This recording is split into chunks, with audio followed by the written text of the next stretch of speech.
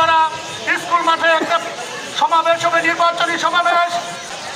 আমাদের কর্মী সমর্থক এবং ভোটারবৃন্দদেরকে 31 তারিখে আপনারা এখানে সর্বোচ্চ সংখ্যক লোকদেরকে উপস্থিত করবেন।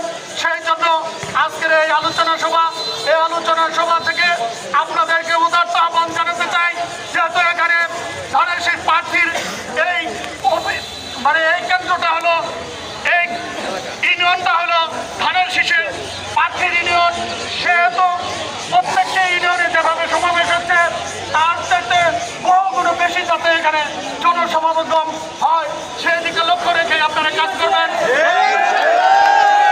ধন্যবাদ জানিয়ে আমি আমার কথা শেষ করছি। সকলকে ধন্যবাদ।